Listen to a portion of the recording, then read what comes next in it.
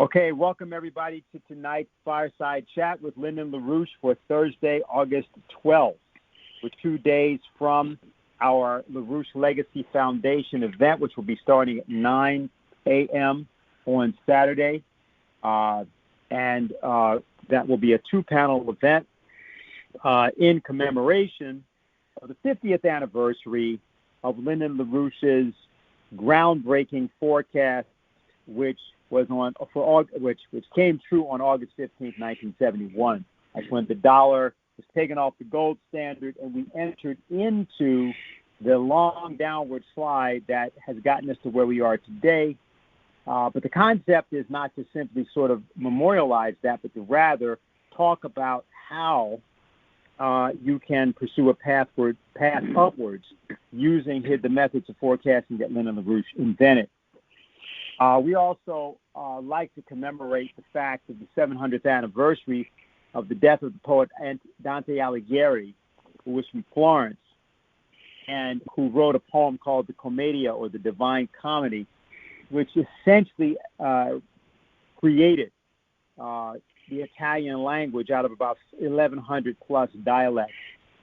And he did that as a way of trying to give the people of the nation, or which was not a nation then, it was just city-states, what was called a vulgate. In other words, a language of their own. He talked about what was called on the eloquence of the vulgar, meaning the eloquence of a tongue that is spoken by the people. You elevate it, you have the most profound ideas contained in it, but it's theirs, it's not foreign. It's the same thing that we want to put forward in terms of the language of science. Lyndon LaRouche used to talk about it as the language of hearing and the language of vision. We'll say a bit about the language of vision tonight with respect to astronomy. I want to just cite something which people may not know is going to happen. This was from an article in the New Yorker magazine, and it talks about something that will be happening next month, September.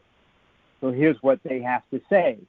Next month, the James Webb Space Telescope is scheduled to take a slow boat from Los Angeles, spend a few days traversing the Panama Canal, and arrive at a spaceport in Kourou, French Guiana.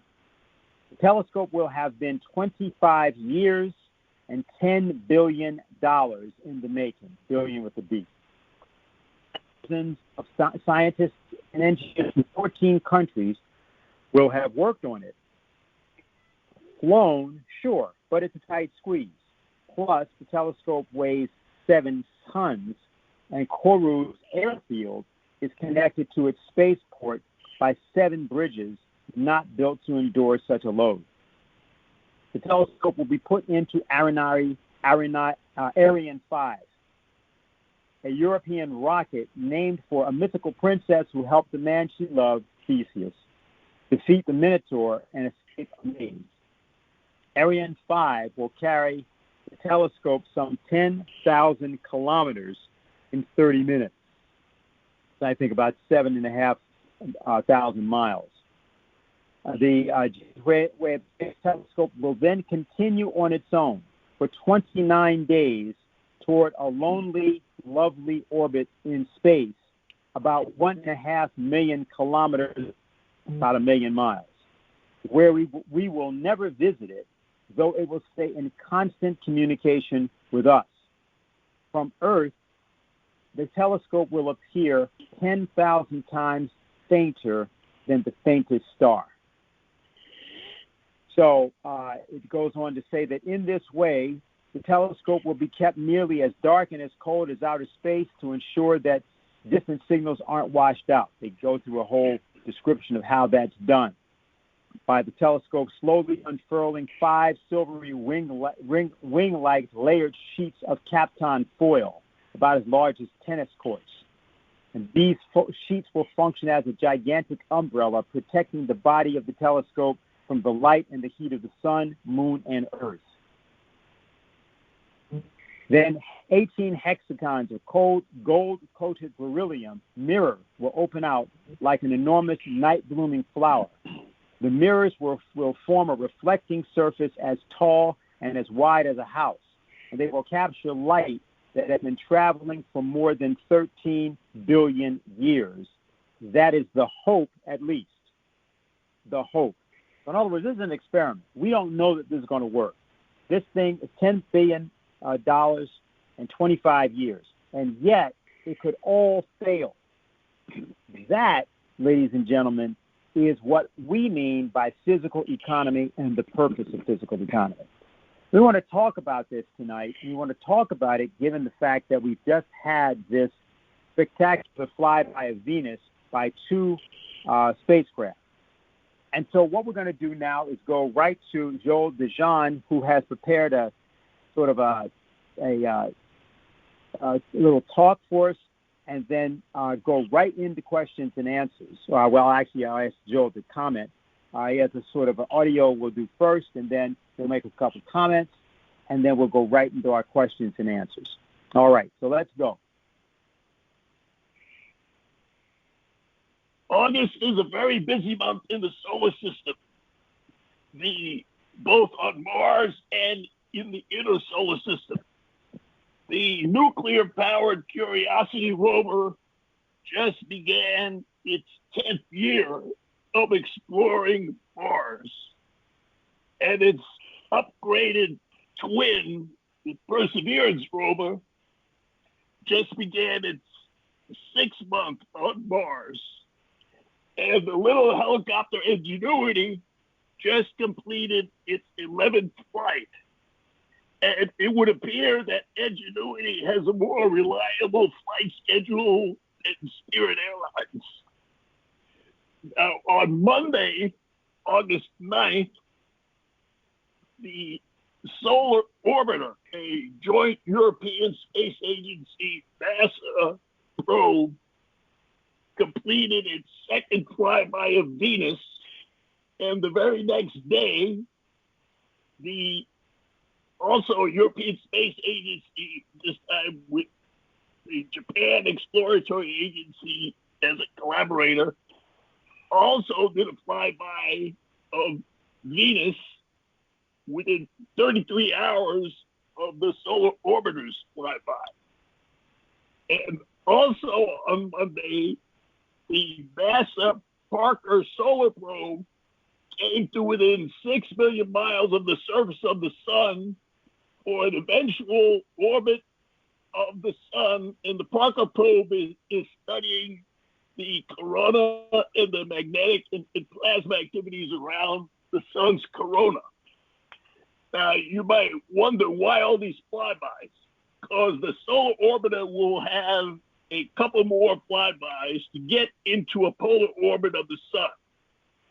The Bepicolumbo is now headed towards Mercury, and it will have 6 flybys of Mercury before it gets into Mercury's orbit sometime around December of 2025. And the Parker probe will get to its eventual orbit of the Sun also in December of 2025. Now, the reason for the flybys, and one of the key individuals who came up with this idea of using flyby of the planet, so a spacecraft can use the gravitational field and the orbital velocity of the planets to either accelerate or slow down. Because the key limitations of solar travel now is that with chemical engines, chemical rockets, and even solar electric ion thrusters, the limitation is you can only have so much fuel because of the low density of the chemical fuels and the solar electric thrusters. So back in 1925, a German engineer named Walter Hohmann, Hohmann, came up with the idea of using elliptical pathways for least action effort to get from one orbit to the other. Now, he came up with this 32 years before the first space satellite went into orbit. Now, going into the inner solar system, spacecraft have to drastically slow down. So since they don't have enough fuel to fire their retro rockets to get into the proper orbit, they use the gravity field of Venus to both slow down and redirect and refine their orbits. So if you look at the time it took to get to Mars, Curiosity took 8.5 months to get to Mars, again with chemical rockets. Perseverance just completed a 7th-month trip to get to Mars, again with chemical rockets. Back in the 70s, space pioneer Craft Erica, who worked very closely with Lynn and Helga LaRouche in the Schiller Institute, came up with the idea of using not just nuclear thermal rockets, but using fusion rockets, preferably helium-3 fueled rockets, to avoid this limitation of chemical propulsion and use the high energy density of fusion rockets to accelerate the exploration of the solar system. And Lyndon LaRouche, in his 1988 half-hour video for his presidential campaign, called for using a 1 terawatt fusion rocket to get to Mars. He was talking about getting to Mars in a matter of days instead of months. So now the Fusion Industry Association just this summer has called for accelerating research into fusion propulsion. They are couching it as a competition with China and Russia. But if that's what it takes to kick these people in the ass so that they start funding actual fusion research, then that's what it takes.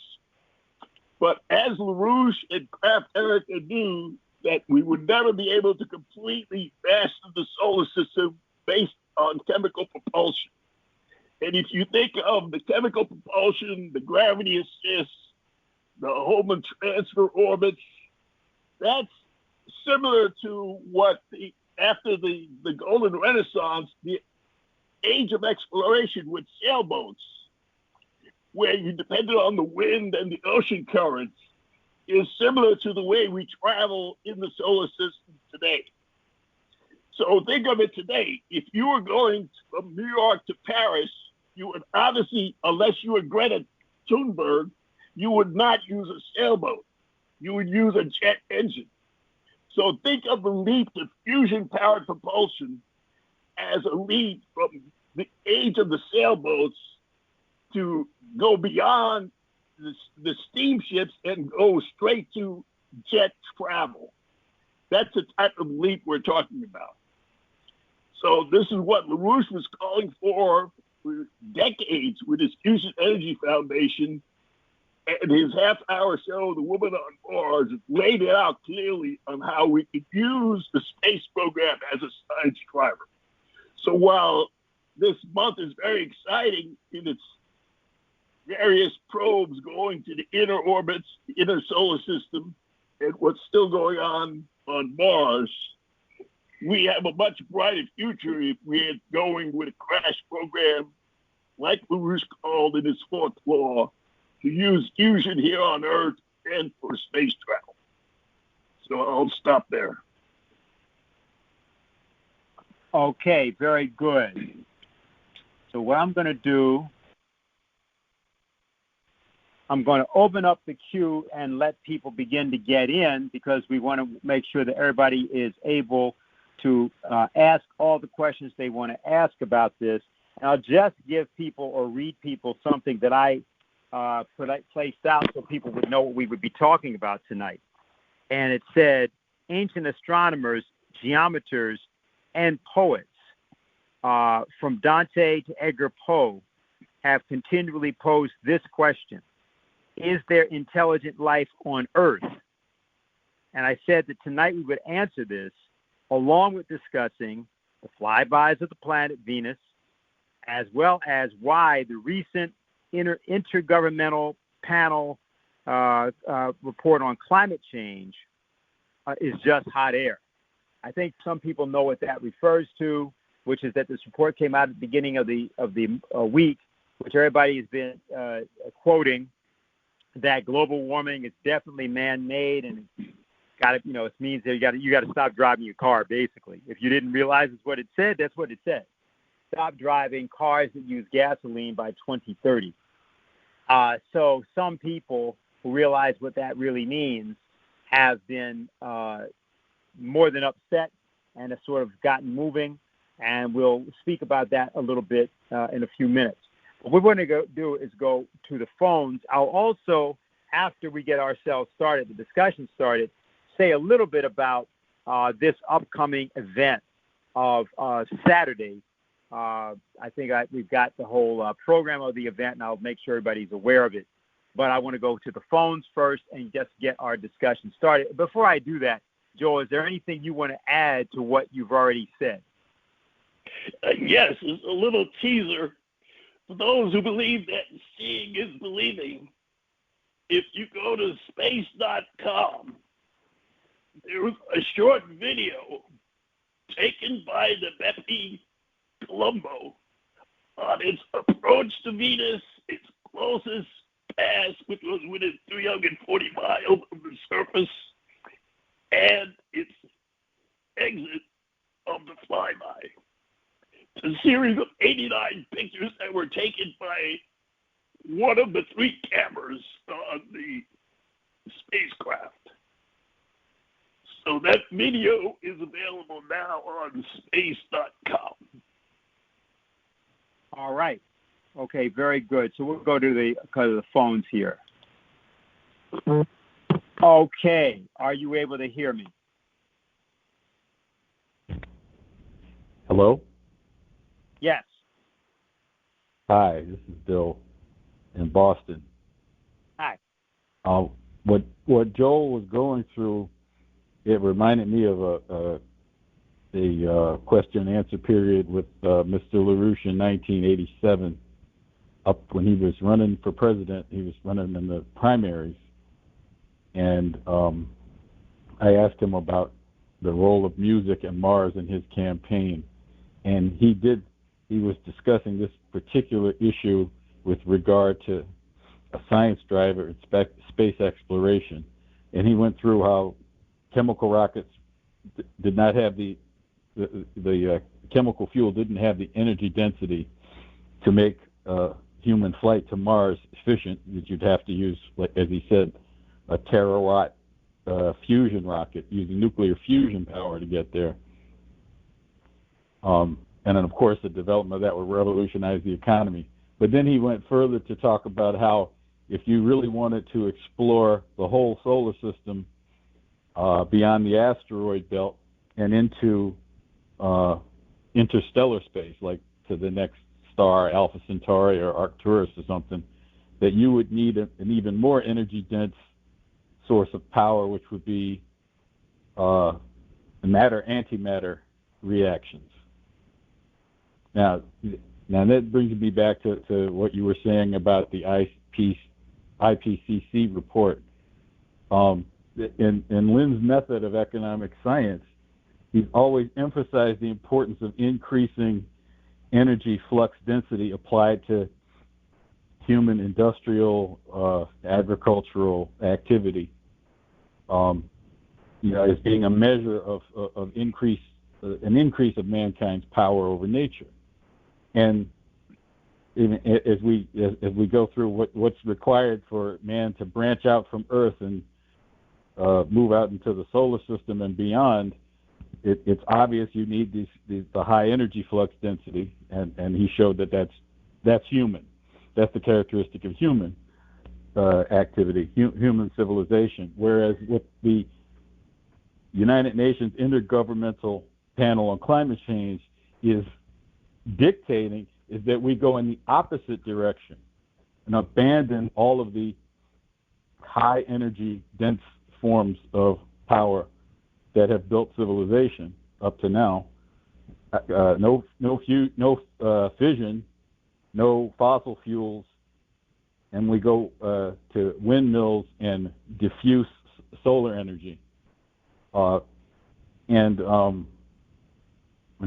as you said, this is a prescription for disaster. It doesn't just mean you're getting rid of your cars and it also means you have to give up meat and ultimately food and ultimately electricity in your house, and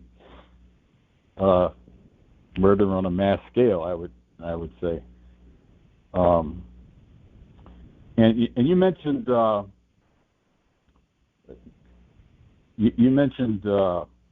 Dante, the 700th anniversary of Dante's death. I was just thinking about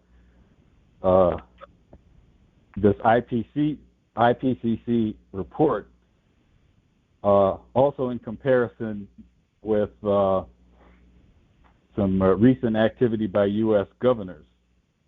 In Dante's Inferno, I think it was in Canto 33, he talks about this magistrate, Count Ugolino, who betrayed the city of Pisa, and he was locked up with his 4 sons in a tower, and ultimately he began to eat his children to survive. Now that disgusting public official could be compared to the governors of Texas and Florida and the governor of Oregon. You've got these Republican governors calling for who are making it impossible for local governors to use masks to protect children from COVID infection.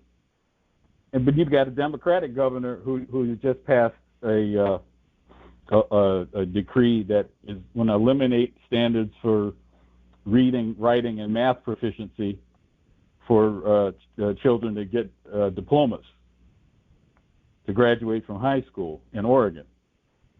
And I think the comparison of these corrupt public officials to Count Ugolino, as described by Dante, is very appropriate.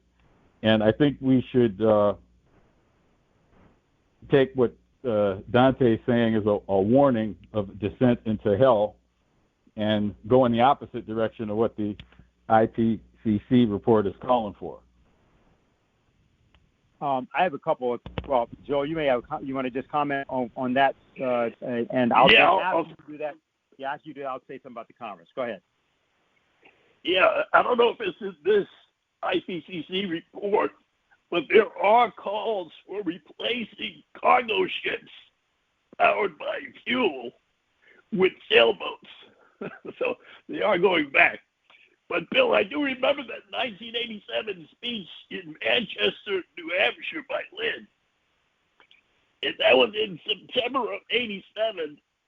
And I was up there for a couple of days organizing. And after that speech, I decided to take a leave of absence from Texas Instruments to campaign for Lynn. And I've been on a leave of absence ever since. I imagine you're engineering the future. Speech. Yes. Well, that's actually a useful story because, of course, a whole bunch of people have been caused to take a leave of absence for the last year and a half by the COVID business. But it's interesting, I think, what Bill said about this issue of these governors. There's sort of a whole shift happening in the society right now because you've got what people have been confronted by, sort of ironic, but unfortunately true, that LaRouche had been talking for many, many years about a physical collapse, a breakdown crisis of the economy. So, like, people kept thinking that meant the stock market's going to collapse, and it's got, it's got to go to near zero or something like that, or I won't be able to get money out of the bank, or you won't have food in the shelves. And that's what it would be. That'd be an economic collapse. Yeah, well, all those things might also indicate an economic collapse. But they don't think that the COVID situation is part of the economic collapse. This is really interesting because if you look at the situation in Florence, Italy, before the bubonic plague hit Italy in the 1340s, Florence was already declining. It had about 125,000 people in the year 1300. And then Dante and his friends got exiled from Florence by the Black the sort of financial oligarchy, the Black Wealth Party was what it was called, but they were usurers. And so they got them out of town by about 1330. Florence was already down from 125,000 people to something around 85,000. So they already lost about a third of their population. And by the time the plague started, which was about 1347, they were around 75,000. And the plague killed half of the people in the city, got them down around 38,000.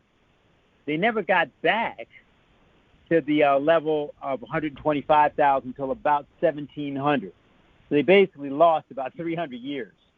There was, of course, this was the city of the Renaissance, and there was a recovery of some type.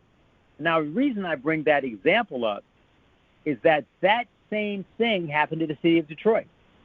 You look at the city of Detroit and its history of population, it grew until about 1950. It had 1.8 billion people. If you look at the city of Detroit now, it's got 667,000 people. Two-thirds of the people, they lost two-thirds of their population. But what's been interesting is if you look at Detroit in the last, 20 years, it's losing people at an even faster rate. You say, oh, no, that doesn't mean the same thing. Well, see, therefore, if you get hit with something like coronavirus, you can wipe out half of that city. Now that's not to say that has to happen. That's not my point at all. That does not have to be. But what gets, I think, important to just think about here is the whole notion of what we mean by, and you mentioned it, Bill, I think, when you were talking just now, that Lynn made his idea about what he referenced with respect to the space program is that was like the frontiers of economy. And I think that's just an important idea. Joe, you may want to say something about that in a minute. I just want to let people know, or Bill, but I want to just say to people on the program for Saturday, so everybody is aware of this. It's Saturday 9 a.m. and the program, which is called "So Are You Finally Willing to Learn Economics?" You can go to the Schiller Institute website, by the way, and you'll see this entire program printed out. So I'm just going to indicate it. First panel is called On LaRouche's Discovery, moderated by Dennis Small, and it will feature Helga Sepp LaRouche, who will start us off, Joseph Miklosko, former Vice Prime Minister of the first Czechoslovakian government after the fall of communism, back in 1990-91, Dr. Natalia Vitrenko of Ukraine, chairman of the Progressive Socialist Party of Ukraine and the People's Deputy of Ukraine, Antonio Butch Valdez from the Philippines, and then there's a sort of a section of LaRouche on the world stage. These will be the words of U.S. former Attorney General Ramsey Clark, Fred Wills from Guyana, Dr. Inés Carnero from Brazil, and Jose Lopez Portillo, former president of Mexico. Then once that finishes, panel 2 starts at 1:30, moderated by Megan DeBroat. Jacques Cheminade is first. I think people know Jacques, who's been with our organization for a long time. He's speaking of the science of economy of Lyndon LaRouche, as seen by Maurice Allais. Dr. Kirk Maigou of Trinidad will follow him. Then I'm just going to indicate the countries and the speakers. Eduardo Fernandez of Argentina, Paul Gallagher, United States, Harley Schlanger, United States, Fred Hunefeld of the United States, and Theo Mitchell of the United States. And then the last part will be LaRouche in the universities. Gretchen Small will get us started, Carolina Dominguez, LaRouche Youth Movement, and Jose Vega from the LaRouche Youth Movement. They're all going to be speaking. So that's what we've got. So let me go back for a minute, Joe, just ask if you have any comment on what we were just talking about. Or Bill. Yep. Well, Dennis, you may not have heard the latest rumor from Texas that Governor Greg Abbott's campaign slogan for his re-election next year is "Give me COVID or give me death." And they aren't thinking about changing the Second Amendment to say that we have the right not to bear arms. All right. Bill, did you have anything? I guess he does. No? We'll get back to you on that.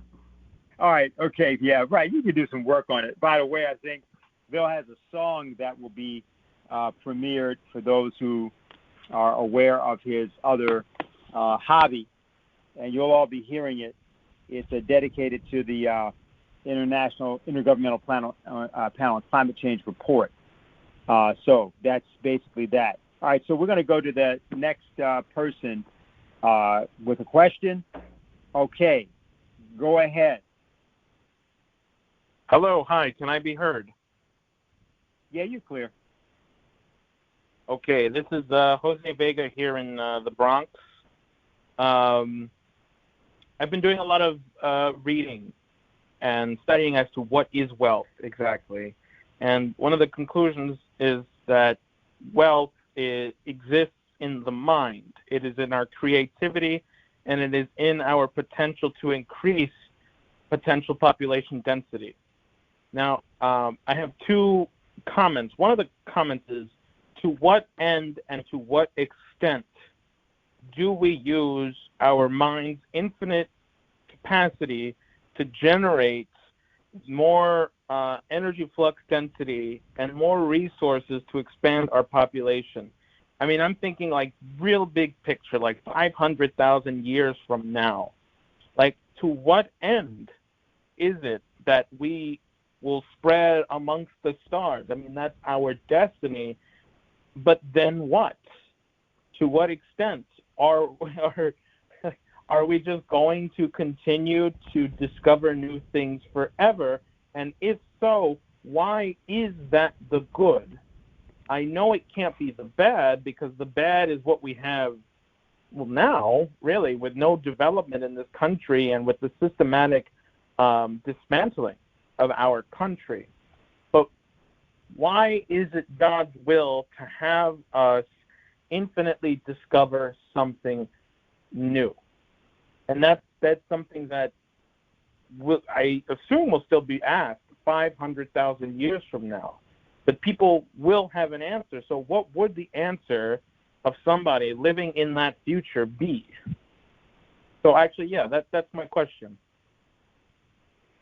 Well, we have 2 trillion galaxies to explore.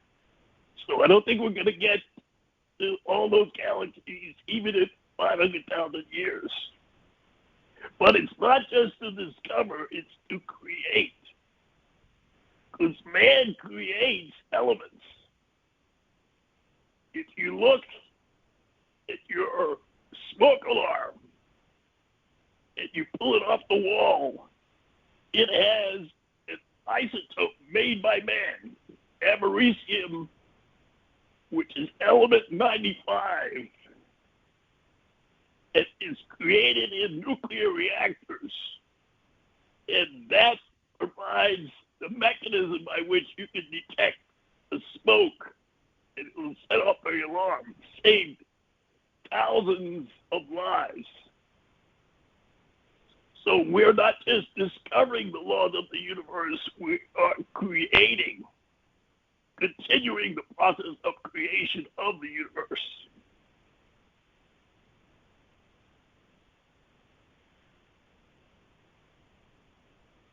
Okay. I mean, well, I would just then say, why? I mean, I would agree that it has to be done. Here's why that's not a question. Here's why I don't think that's a question. The issue, the answer's already there. Actually, the answer's obvious.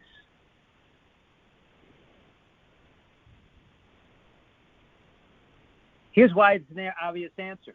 See, what that is to ask is, why are you human? And there's where the problem comes in. See, most people don't know, first of all, why they're human. They may say, I know that I'm human. So you're asking me the question, why am I human? Because what people say, well, no, a human being is, well, now today, a human being is a pollutant. A human being is a carbon footprint. A human being is a slave master or a former slave or is something, right, as exploited or as an exploiter. That's what people say. Well, none of that is human. I mean, all of those things are beast-like. And when people talk about this idea about, well, we've got to do what nature needs, well, why? How do you know what nature needs? Has nature spoken to you? I mean, other than if you dropped acid and maybe a tree talked to you. And even if the tree talked to you, let me ask you a question. How do you know the tree was telling the truth? See, so this idea that people go around with, the fact is most people only know that they're human. They don't know why they're human. They don't recognize something very simple, that the only thing about you that is human is being creative. Then people say, I'm not creative. Guess what? That's the problem. See, so this is the interesting element. See, this is one of these questions that got posed as though it was important by this series of moral escape artists called the existentialists back in the 1940s. But actually it started in the concentration camps. Because basically the idea was, well, maybe I ought to turn these people in. After all, I don't have any allegiance to them. Or differently, how can I accommodate, in this case, the Nazis, fascists, whatever it might be? I got to survive. Well, why do you have to survive? I mean, think about it, right? I mean, that's actually in one sense what you just posed. In other words, why really shouldn't you, kill somebody else and eat them? I mean, if you're hungry, why shouldn't you do that? Well, there's a moral convention against that. Oh, really? Well, suppose there isn't. Like, for example, take right now today. There's a whole bunch of people that believe that people should not have access to medicines and health care. Now, some people believe that people shouldn't be vaccinated, and that's part of it. But then a lot of other people clearly don't think people should have hospitals. How do you know? Well, right now we're about to have a whole bunch of vaccines expire in this country that didn't even get to Honduras, El Salvador, Panama, down the way. They couldn't even get them that street. You could have put the vaccines on a truck and got them down to those countries. Instead, they're going to expire. See, so this is sort of interesting to take up because you say, well, why will we, let's say 500,000 years from now. What do you mean 500,000 years from now? The issue is really, because what does that even mean? How do you talk about, well, what will we look like 500,000 years from now? The problem is that people don't know what things are going to look like 15 years from now. In China, they do. In Russia, they do. They have a better idea. But Americans no longer have that idea, other than the fact that a lot of people are high, which is a lot of the problem, and that's why a lot of them don't have the idea. And therefore, they bring up questions like the one you just brought up and say, well, but this is a profound question. Okay, well, let's go to something that is profound about it, which is the following. Is it possible to invent the laws in the universe that change the universe? And you say, well, why should we do that? Well, first of all, the universe is changing. I mean, we hear that from climate change, right? So if the climate is changing, it must mean something in the universe is changing. And why should we hog all the idea about change? It's just about it, us here. How about on the other planets? If the climate's changing on the other planets? Oh, can't ask that question, by the way, because then you might come up with the idea that the climate change is not caused by people. But let's leave that out. Let's assume there's these changes. So here's an interesting question. How do you know what the purpose of the universe is? I mean, how do you even know that? You say, well, why should I know that? Well, let me ask this question. Why should you know anything? See, if you get to that point and say, well, I don't know that I need to know that, you say, well, why are you asking the question about anything? In other words, you don't need to know the answer to the question that you asked. Now, assuming that you actually want to know the answer, then it means that there's some sort of vested interest. So here's the thing I think that we want to just think about tonight. This notion that we're saying that people are just arbitrarily creative, sure, you're right. Then there's really nothing that tells you why a person should be or not be. Some people go to the issue of God and the idea that there's a composed universe. Okay, let's take that for a minute. And let's take what Kepler saw when he looked at the universe. Kepler's idea, and this is also true of Nicholas Acusa, it's also true of Plato. It's not true of everybody, but it's true of those three people. They thought, well, okay, here we have a situation in which we're seeing an array of planets, and we're seeing an array of moons, and we're seeing a series of processes that we can know begin and have a middle. They develop, they change in nature, or what we are calling nature. This seems to be driven by a purpose. For example, reproduction seems to be driven by a purpose. I mean, well, except maybe in the United States. I understand that, you might have heard the news today that the white population of the United States is declining for the first time since 1790. Now, see, that's an interesting thing, because people then say, oh, that just means there's a lot more, quote, people of color. No, actually, what it means is that the United States is dying, which it's been doing for a while. And it's been dying because the idea is that human beings are not a good in themselves. So therefore, why have them? No, it'd be better to reduce their carbon footprint by having them not breathe, because then you don't have any of that carbon dioxide.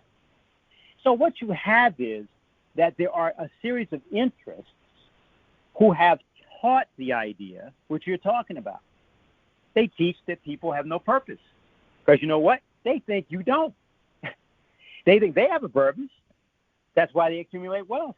That's why they do what they do. That's why they have good doctors. You can bet your dollar, anything you manage to have, these people intend to live their lives as long as possible. But now here's another issue, and come back to Kepler and what he thought. And Einstein said the same thing. He said, what I want to know are the thoughts of God. The rest are just details. What did he mean? He meant that what we call an idea is a physical force in the universe. It doesn't have any weight. You can't see it. It doesn't seem to have any force directly. But actually, the reason that we can put the James Webb telescope into space and look 13 billion years into the past is because ideas have power. So if this is the case, how about this one? What if it could be the case that you could live for 13 billion years? I guess you can say there's no purpose in that. But how about the following? How about the idea that if you're seeing 13 billion years into the past, and you're seeing that now, that you incorporate that 13 billion years into that action of envisioning the universe. So you envelop the universe by changing the space-time relations in the universe by the act of observing it. Now, how do you know that you could do that? Well, of course, you've traveled in that sense to that 13 billion miles, not by going there, but by having it come to you. So this is the way I would say that we first of all have to pose what we even mean by ideas. So before we ask the question about 500,000 years in the future, we can ask the question about 13 billion years into the past. If you can see into the past, can you see into the future? Actually, if you can't see into the future, you can't see the present. At least that's what LaRouche argued. That no idea you actually have about now is anything except a future idea. And that when the things that you find that people are talking about most of the time are not even ideas. They're just opinions, they're just gossip, it's just passing the day. But they're not really ideas, because ideas change the world. They change the universe. That's the only true ideas there are creative ideas. So I would just offer that, period. It's something that people need to think about, because it's the nature of the times that we're in that people are taught that, first of all, life is worthless, that it's absurd, that it has no purpose, except that the people that rule don't believe that about themselves. They do believe it about you, and they get you to believe it about you. So then you ask questions about 500,000 years in the future, where you could be asking the question, hey, what do we do to indicate to people what the purpose is of life right now? And how does that immortality translate into actions that they can take right now? Like, so whether we're talking about global warming, we're talking about speculation on the stock exchange, or we're talking about COVID, or we're talking about war, in all of these cases, we have to be rooted in a future. And that's the only human identity there is. Everything else is a beast's idea. So from the standpoint of a beast, yeah, you're just basically eating, drinking. There's sex, but the sex is really for reproduction. That's just instinctive. And then you die. And you try to avoid doing that as long as possible, maybe by killing something else. But that's not human. And that, I think, is the way that you have to approach giving or thinking about what the entire idea is of doing something in the solar system which changes the system itself. That's what those flybys do. That's what the trip to the moon does. That's what the trip to Mars does. And these are not changes that you visually get. These are changes in the fabric of the universe, most of which we can't even see. Now, I think that's the way to begin to think about that question.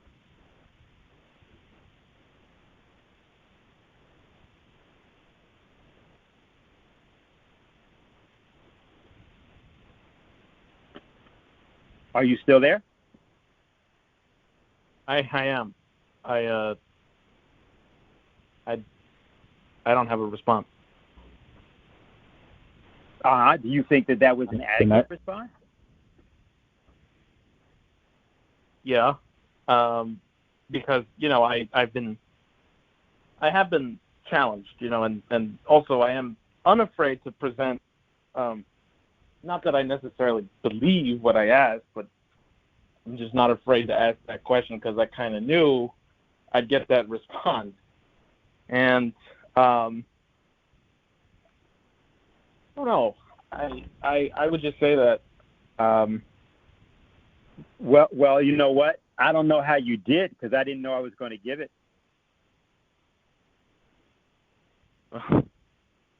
Can I say something about that? Sure, please. I'm just thinking about why. I think that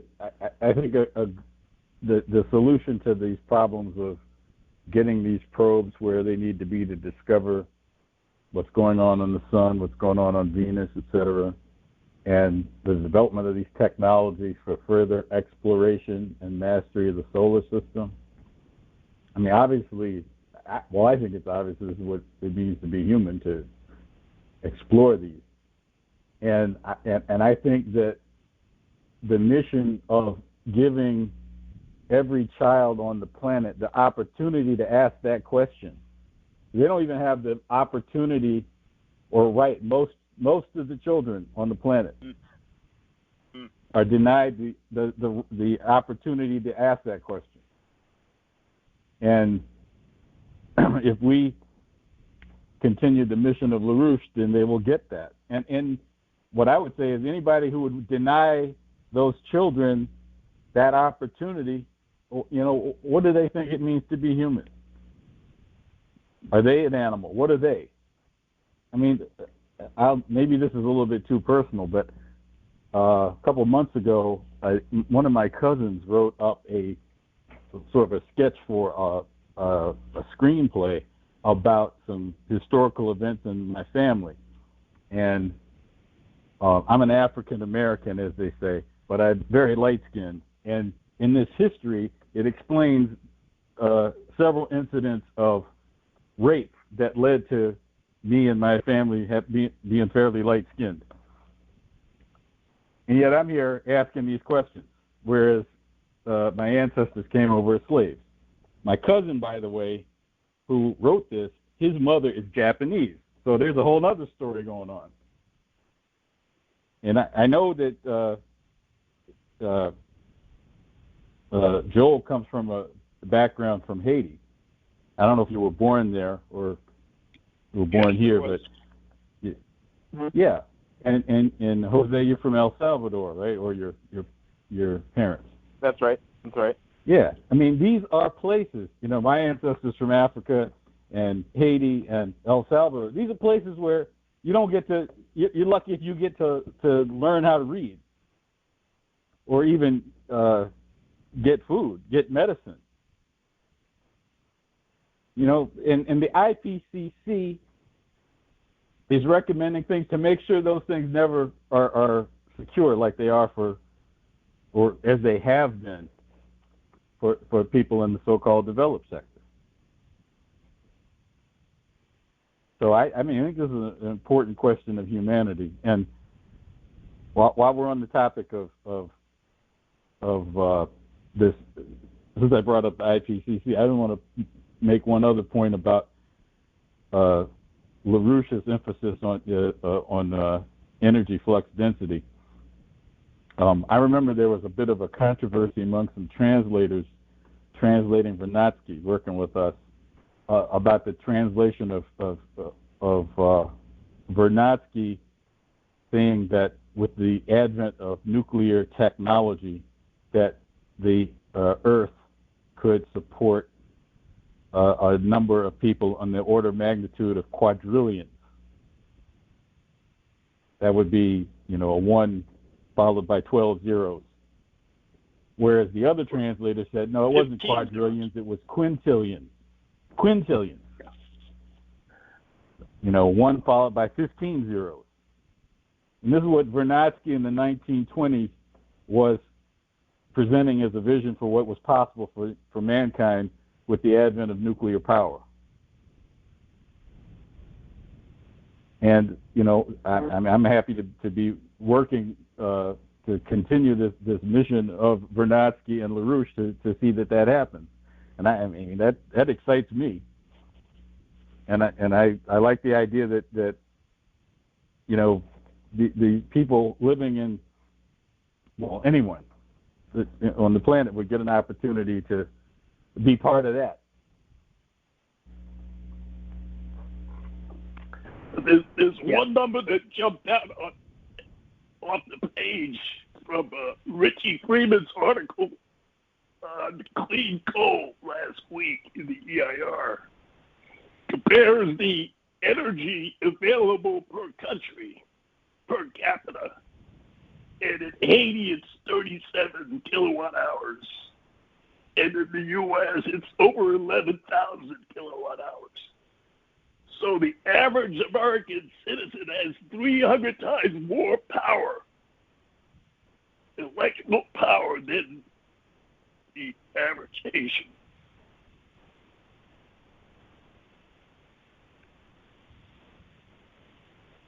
So the question is, why is that tolerable? See, and so that's useful. I think Bill said a good deal there, and probably move it along. But I think the thing to think about here is, you sit and you pose questions, and there's relevant to do it. But as Bill said, in Liberia tonight, people will contract coronavirus. Some of them may contract the Marburg disease, which is very deadly, sort of like Ebola. And, they're going to be 7 years old or 12 years old or 13, whatever it is. You say, well, that's not something I have to care about. But wait a minute, not in the question whether you care. The question is, does that individual have the right to ask the question that you asked? And if your answer is no, then why are you different than the people who are actively calling for the extermination of people like that? If the answer is yes, then you know that in the present circumstance that that person was born into, they didn't decide to be born there, but in that present circumstance, they're never going to have a chance to ask that question. So who determines these disparities? Mother Nature? Global warming determined it? Or are there people who are financial powers, etc., who had the prerogative of preventing the development of those nations? That's a nation that goes all the way back to the 1840s. America's been there, it founded the place. But yet, that is the case. So we can say that injustice is only a matter of what we think. But wait a minute, let's ask another question. How do we know that person that never gets the chance to ask the question is not the source of a fundamental scientific discovery that extends the life of everybody on the planet? You don't know. So the whole issue here is that we have to think about the species as a whole, the human species as a whole, and recognize that the issue of the immortality of the species is the purpose, that the issue is the preservation of the immortality of the human species, because that allows everybody that's born to at least think about and make their own choice about the question that you posed. Presently, in today's world, that's denied to basically the vast majority of people, or certainly over half of the people on the planet. And so there are a lot of us that say no to that. So I was just going to say that. Yeah, I was just going to say that, you know, upon reflection, I'm realizing now, the way you put it, you know, moral escape artist, that line of the questions that I was going for really are just stemming from people being intellectually and morally lazy, who would rather ask questions like that to justify inaction rather than action. So, yeah, I guess I kind of needed that kick in the butt. Well, that's why we started by having people look up at stars. That's the whole point. That, you know, people who ask questions like that figure they're never going there, you know. They're never going to go to Mars. They're not going to go to the moon. They're not part of programs in which they're even building anything, or they're not related to that in any way. There's no connection they have to, you know, I mean, other than wishing maybe, but if they don't wish, nobody's, that's the problem. It's the culture we're in that causes that to be a question. And we have to change that culture. It's a Babylonian culture. Okay, look, we're going to move on. A lot of people are in the queue, and but this, I think, was a useful discussion. So we'll just get ourselves continue here. All right, here we go. Okay, can you hear us? Yes, this is Issa from Los Angeles. Hi. Hi, I had just a quick comment to Jose. I thought that was a really interesting discussion. I just had a thought regarding why God wants us to continue making new discoveries. And again, my thoughts are going to be far less eloquent than yours, Dennis. But anyway, I had an initial reaction, and it basically, to me, I think that when we discover something new, we become closer to God. And since God is the ultimate creator, who created the universe and said it was good, and he created us in his likeness and made us good, I think he would want us to continue to make discoveries because he wants us to continue to get closer to him. And to me, like, I visualized an adult setting up a scavenger hunt for a child. And if that child started that scavenger hunt and started to make these discoveries to get closer to the ultimate, but gave up halfway through. I think we would be disappointed, and I think in the same way, if we stopped making these amazing discoveries, the little scavenger hunt that God set up for us would end, and he would be disappointed. So that's just my funny little comment there. But I did have a quick question as well. It is within recent days, more information has been published regarding the Bennu asteroid and where it is, more exactly the precise location and that sort of thing is being discussed, and when and if it may collide with Earth. I wanted to know how we can use that mainstream scientific report. I think a lot of us don't trust mainstream media, but they're going to trust NASA, and if an asteroid's coming, I don't know, maybe they wouldn't trust that, but I would think that it would be agreed upon. How we could trust that scientific report to find a common denominator with others and help them develop a greater love for humanity. Well, it just so happens we had a probe near Bennu that I think orbited Bennu. It's from their latest observations. It's not going to hit us for another 200 years, so we're okay for that long. But if you're worried about asteroids, there was another one that came within the orbit of the geostationary satellites of both this. And depending on what happens to its orbit, it might hit us in 8 years. Now that asteroid is 1,000 feet in diameter. And if you remember the asteroid that blew up over Chelyabinsk, Russia, about 8 years ago, it was 55 feet in diameter. So if something 1,000 feet in diameter hits us, it would wipe out a major city or even a whole country. And that's why we have the need to master the solar system with things like fusion propulsion. So we can actually get to these asteroids, give them a little nudge far out enough so that it would shift its orbit to avoid a collision. One other thing, Joel, could you say something about the idea of the strategic defense of the Earth, which Russians were talking about, but we used to talk about it also back in the day. Right. This was a proposal from Rogozin, who is the head now of the Russian space program, who, by the way, is still under sanction by the State Department. But he proposed that the U.S.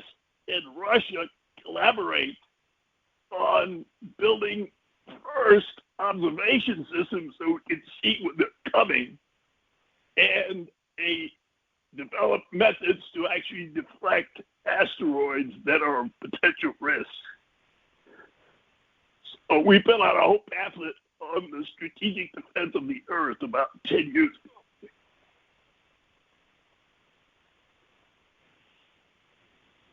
And I'll just say about your comment at the beginning, I appreciate it. I think that's a good way. I think it is a good way for people to think about it.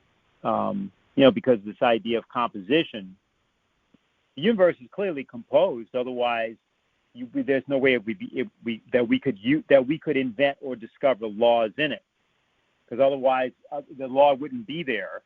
Because in order for there to be a law, it has to be composed. In other words, in order for you to be able to discover something and then prove your discovery by making something happen in that universe, then things have to be ordered such that like a pre-established harmony. That's what you call that. It doesn't mean that everything's predestined, but it means that it's like finding a current in the ocean, right? You're going out there and you're sailing, and let's say you're trying to move from one continent to the other. And the idea is that there are oceans or rivers, or if you want to put it this way, pathways within the ocean. And if you catch that current, then that will move a lot faster. So it's the same idea of when you talk about a discovery. It's a way of there's something that's ordered, and you didn't see the order, and you discovered order, and this is why you, for example, can send, like the thing that Joel said before about the flybys. The notion being that you have to be able to approximate these various orbits, which are already there.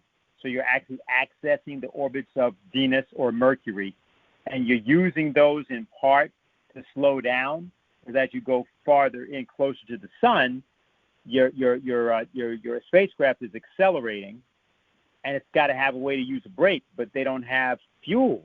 So you got to use the orbital pathway as a brake. And maybe you can say more about that, Joel, but I think that's about right. Yeah, that's the idea. But you can imagine if kids in high school or middle school in Oregon were given questions on how to figure out the Hohmann transfer orbit to go from one orbit to the other, they might have to learn some math and physics. Oh, I see. And that might be racist. I got you. Yeah. Yeah. Okay. All right. Okay. Well, thanks for the question. That was a good one. It was useful. Thank you. Sure. All right. Are you able to hear us? Hi, this is Howard in New York. Can I be heard? Yes. Oh, good. All right. So, well, I've been thinking about various things this week, as well as distributing some literature, and I've been looking a little bit more in depth in the situation with, Israel and Lebanon and Syria and the next war, and with a touch of Iran somewhere in the mix of that. But then I found out something else, which is that you have people in the Middle East and also in South America who are very trained, like they're very interested in university studies. They could be in Iraq and learning Hebrew, or they could be in Turkey learning, whatever, Spanish or whatever. And, it's very interesting. You have a lot of people who are angry, but not in a terrorist way. Like, they don't hate the U.S., they don't hate the Israelis, they don't really hate anybody, but they hate the situation that, some guy is sitting in Iraq with an engineering degree, or some girl is sitting with a biology degree in Venezuela, and they can't do anything. Obviously, I think this has been one of the things we've been discussing. I mean, how do we get these people who are overeducated in Iraq or Venezuela, how can we get them involved in the space program? Or how can we get them involved in big projects? Or how can we get these people to even be on, I don't know what Dennis was exactly talking about, but this $13 billion program, which may or may not work with the house going into space or something. But, because otherwise you have so many smart people who really would like to do stuff. So that's what I was thinking about.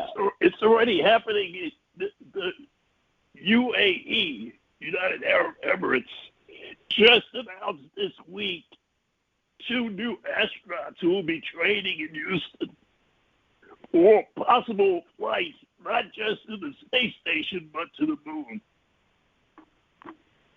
So the UAE, which has an orbiter around Mars, the Hope orbiter, is showing that the Arab countries are not just suicide bombers. But you may remember what definitely. Al Gore said about Iraq. Years ago, he said, the world has no need for Iraqi physicists. This is exactly what Robespierre said about the world has no need for scientists during the French Revolution. Yeah, I think the way you start, you can do a couple of. There's several things. We once talked about something called the International Institute for the Study of the American System, At the time we were talking about it, which was about 12 years ago, and it was a kind of a private proposal circulated to some people at that time in China, but also some people in the United States, was that in the United States, people no longer understood what the American system was. They weren't even studying. So that the authors of that system, Matthew Carey, Henry Carey, Erasmus Peshin Smith, Friedrich List, and other people who worked in the system like Wharton Barker or people like Congressman William Kelly, their impact on Lincoln, the idea of what James Blaine was involved in, or Garfield. I mean, I'm naming all these people, right? And basically, although some people know something of one or two of the names, nobody knows that this is a system of economy. And of course, Hamilton was Franklin was the first really big proponent of it, although you have the increase in cotton mather. This stuff's never read. And you probably could get a pretty big audience for this internationally. So what if you had an international institute for the... Now, of course, there's Lyndon LaRouche, who is the most accessible person for any of these people because he wrote things, including the book Earth's Next 50 Years, which he wrote about 2005, 2006. And he outlined, what things should look like through like the year 2055, 2060. So, and because Lynn was a kind of high expression of the American system, and he also had independent, unique discoveries, that would be the way that you could do it. Now, if you're talking about correlate programs that would get a lot of these people interested, you always go right to history. If you look at the history of the Islamic world, are you kidding? That's how science got to Europe. I mean, science got to Europe by means of it being preserved in the period between particularly about 600 AD and 1358 AD by the Islamic world. That's where it came from. And whether you're talking about, Al-Farabi's work in music, Ibn Sina's work in medicine, Al-Khwarizmi's work, and Ibn Jabbar and people like that who did the work in algebra and in other parts of mathematics, or you're talking about the first universities in the world founded in places like Morocco, that's how or why the European world has science. So, these are things that, and in the case of Israel, for various reasons, the Jewish population, largely because it was kind of kicked from one place to another all over the world, has an cumulative knowledge of many of these cultures, which it tends to embody. Now, people like to get into a whole thing on the religious side on this stuff. And that's where you get into disaster because you get into doctrinal disputes. I think the thing that we would do is if you take space and you take the kind of questions we started talking about here, about Joel mentioned 2 trillion galaxies. We can't even navigate the solar system, let alone one galaxy. So, and the thing we were talking about, how it was the James Webb Space Telescope. It's $10 billion. Oh, okay. Yeah, and it's out there, and we don't know if it's going to work. It's going to be looking. It's supposed to appear 13 billion years into the past. Well, we don't know if it's going to be set up. It's going to be. I guess next month this all starts. So it launches in November. It'll launch in November. Okay, fine. Yeah. So I guess they're moving it. I know they're moving it next month, and it'll take it a while to get there, and then they launch it in November. So that's what we were it's on a slow boat to Kourou. Okay. Slow boat. All right, good. All right, real good. I'll see you. Bye. Okay, can you hear us? Can you hear me? Yes. Yes. Okay, this is Pat in Virginia. I have 2 questions. The first is going back to the discussion about how most of the people in the world were never going to have the opportunity to ask a question. And I've just been listening, just catching up with the Lincoln podcast series. Have most people tuned into that? Bob Ingram was giving it. I heard it. It was LPAC. The first one was on the background of Lincoln, and he started out hardscrabble, son of hardscrabble farmer.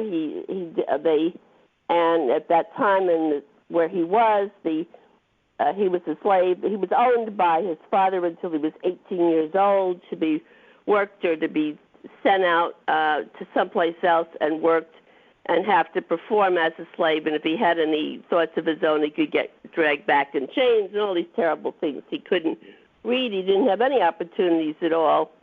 And finally, he found somebody to teach him letters, and he just found ways of getting information. And the first thing he did was to learn the Bible, Shakespeare, and Robbie Burns. And then he did everything on his own to get to do all the things that he did, continuous learning. So, and don't you think he was, at some point he was asking questions, and he did not have the wonderful background that people were talking about having to have in order to have that mindset, be able to do that.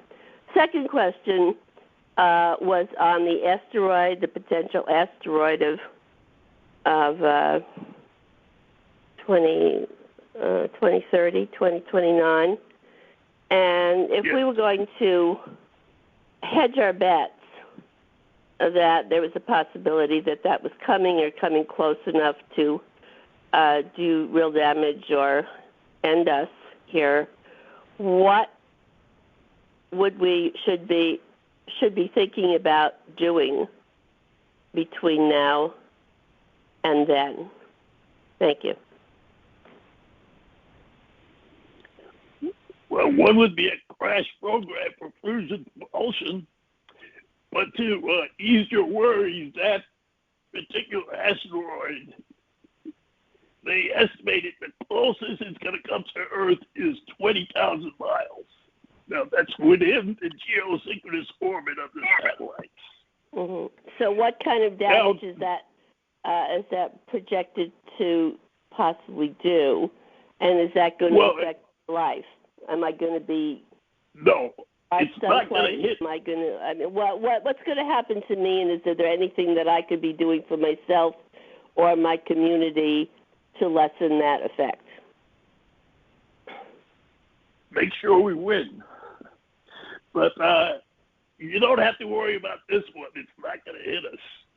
As a matter of fact, there are already plans to send up satellites to follow the asteroid as it comes in. Again, it's going to miss us by 20,000 miles. I'm presuming this isn't from our country. I mean, who is going to be doing this if we're going back to windmills and solar panels?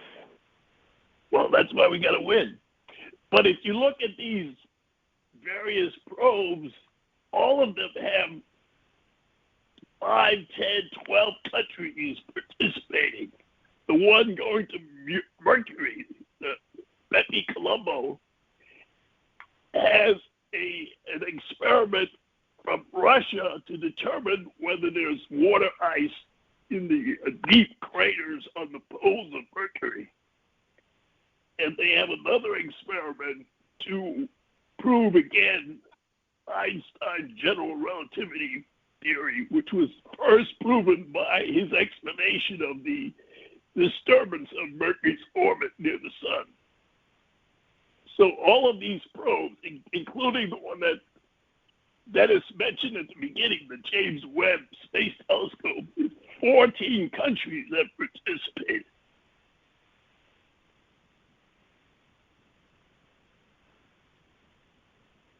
So that's going to continue regardless of these dire predictions of one world order and taking no, everybody if down. we have World War III, we have probes that are leaving the solar system, like Voyager 1 and 2, and they launched from Earth in 1977. So if we destroy ourselves with World War III, you're going to have all these probes floating home, and there's going to be nobody there. Maybe they're going to take machine.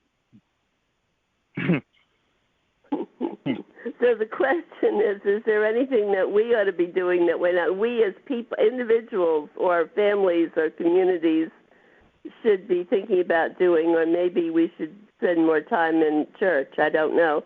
But what should we be doing that we're not doing? What should we be adding or subtracting that we're not doing now? We should be asking those questions that you said that Abraham Lincoln was able to ask, but people aren't able to ask now.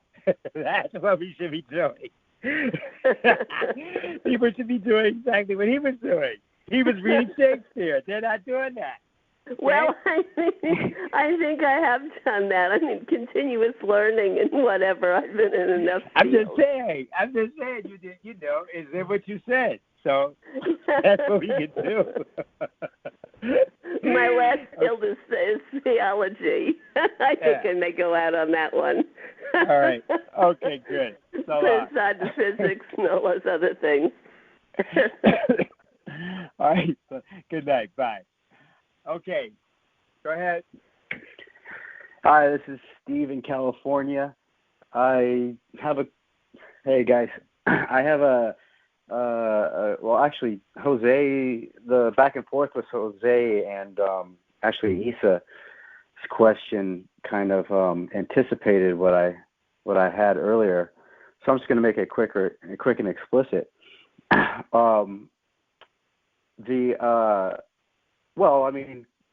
Science textbooks, when I open one up, when people open them up, they're ready to get bored and confused, as the popular experience. We all know the effect of dead academics. But whenever Joel grabs the mic, get ready for a serotonin effect of a good joke, I guess. What is the moral effect? So what of the moral effect? We know the scientific and economic necessity of fusion. What kind of so the morality that goes into it and the morality that comes out of it. The scavenger hunt metaphor. I just thought it was hilarious, because what's more funny than calling a bunch of adults kids? But it actually goes accurately to point out the necessity of preserving youthful creativity into adulthood. So what is more of this moral, the morality that goes into it and out of it? The jokes. How are you a more pure scientist as a dual humorist? Well, if the fusion thing doesn't work out, we always have stand-up comedy. So. But just on a personal note, in 1969, every summer my family would take trips to Montreal, but that year we took a trip to Niagara Falls. So my parents put the 5 kids in the car, and I remember watching on July 20th, Neil Armstrong come down that lunar lander, and I was fascinated by not just how I could become an astronaut, but how that machine worked, and not just the rockets, but the electronics. And at no time when Neil Armstrong was coming down to take that giant leap for mankind did I wonder, well, Neil Armstrong doesn't look like me. He doesn't have the same hair, so how can I relate to him? And one of our colleagues mentioned that during the landing, he was a Peace Corps volunteer in Peru or in South America or Central America. And the native Indians were excited about gathering around a TV set to see the moon landing, and his fellow students from the U.S. were totally uninterested. So if you look at the inspiration that something like the Apollo did for the United States, that is priceless. All this talk about STEM, all of these are gimmicks. If we want kids to hunger for knowledge, give them a mission. And that's what things like the Apollo and the fusion energy programs give a population, a mission. Yeah, it's not knowledge for knowledge's sake, but within a human context. Yeah. Yeah, you got to use it. Good. Thank you. Dennis, are you speaking? Sorry, I'm sorry I had myself muted there, and I was yakking away, saying, so I want to make sure that people again know about this Saturday, 9 a.m. So are you finally willing to learn economics? LaRouche Legacy Foundation. This features Helga LaRouche and several other speakers, international and from the United States. Helga LaRouche, Joseph Miklosko of Czechoslovakia, Dr. Natalia Petrenko of Ukraine. These are various of the people, and Antonio Butch Valdez of Philippines, collaborators with Lyndon LaRouche over the years, and there'll be a discussion period about his work. We're there to commemorate the 50th anniversary of August 15, 1971, when Nixon took the dollar off the gold standard, and therefore, if you will, unfortunately vindicated Lyndon LaRouche's forecast that the Bretton Woods system would be ended. And by the way, I should also just indicate that there's a presentation that Harley Schlanger will give. Not sure exactly where he's going to be. Harley had the occasion to talk to John Connolly. Some of you remember that John Connolly was in the car with JFK, and he got shot as well. He didn't die. And what happened was that Harley got a chance to talk to Connolly, who was Treasury Secretary, and was ostensibly the person that ordered or advised Lincoln, advised Nixon to take the dollar off the gold standard. Well, Harley talked to Connolly, and it wasn't like that at all. And Harley has a personal story he will relate about how that really happened. And so it's good because the real history of the country is much different. But Lynn knew what it was without actually ever knowing the particular individuals or actors. And so that's all going to be available for you there. That's going to be at 9 o'clock. At 1:30, the second panel will happen. It's called Earth Next 50 Years. And we've been talking about that in certain ways here tonight. And that'll be moderated by Megan DeGroat. And again, Jacques Cheminade of France, Dr. Kirk Maigou of Trinidad and Tobago, Eduardo Fernandez and Roberto Fricci from Argentina, and then Paul Gallagher. Oh, here it says Harley, Fred Hunefeld, others will be speaking at that time. So we definitely invite you to be there with us and see us at that time. I think we have time for one more question that's here in the box. I'm going to take it. All right. Are you able to hear us? Hi, Dennis. This is Ivan Jones from Boston. Hi. The question was, are we human? And to me, the question is yes, number one. Number two, three sisters had proved that back in the early 60s in the book Hidden Figures. One of the sisters had passed. She was a mathematician, and they did not give these women the proper due until later on in life. Number two. Number three, Solomon Northup, he proved his technique during his 12 years as a slave. Number four, Benjamin Banneker proved that as well when he built Washington, D.C., and he used the same ideas as the Egyptians used when they built the three pyramids of Giza. Okay, the Egyptians proved that. So my comment is this statement is this: we are humans. The trouble is, you will always have those naysayers and what I call crackheads Okay, and I don't mean the drug crack. I mean the other crack that you sit on. Okay, them are the ones that use their bigotry and their hatred and fears against their own kind.